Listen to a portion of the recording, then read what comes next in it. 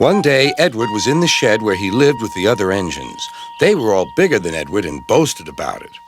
"The driver won't choose you again," said Gordon. "He wants strong engines like us."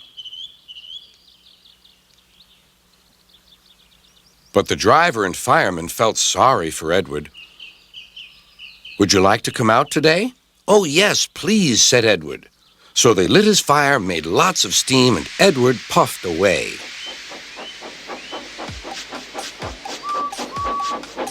The other engines were very cross at being left behind.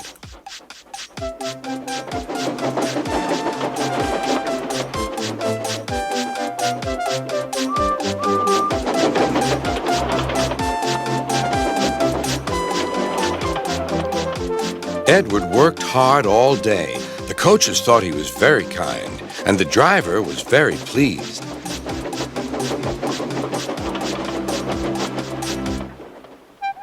"I'm going out again tomorrow," Edward told the other engines that night. "What do you think of that?" But he didn't hear what they thought, for he was so tired and happy that he fell asleep at once. Next morning, Edward woke up to find nothing had changed. Gordon was still boasting. "You watch me, little Edward, as I rush through with the express. That will be a splendid sight for you. Goodbye, little Edward. Look out for me this afternoon."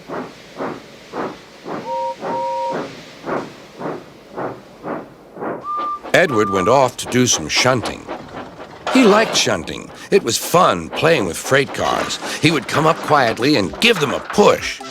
Then he would stop, and the silly freight cars would go bump into each other. "Oh!" they cried. "Whatever is happening?"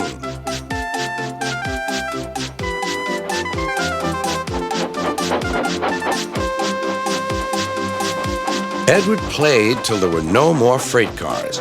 Then he stopped to rest. Presently, he heard a whistle.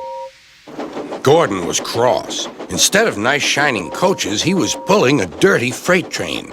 "A freight train! A freight train! A freight train!" he grumbled.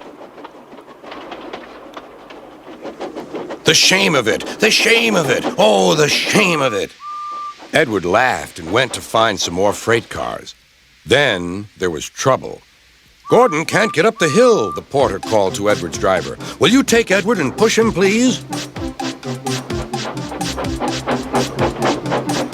They found Gordon halfway up and very cross. His driver and fireman were talking to him severely. "You're not trying." "I can't do it," said Gordon. "The noisy freight cars hold an engine back so." Edward's driver came up.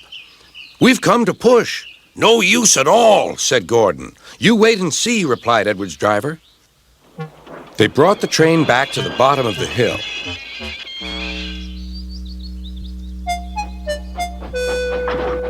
"I'm ready," said Edward. "No good," grumbled Gordon. They pulled and pushed as hard as they could.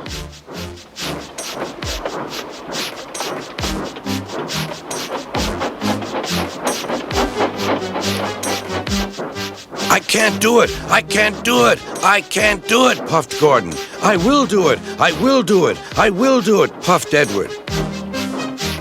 Edward pushed and puffed and puffed and pushed as hard as ever he could. And almost before he realized it, Gordon found himself at the top of the hill. "I've done it! I've done it!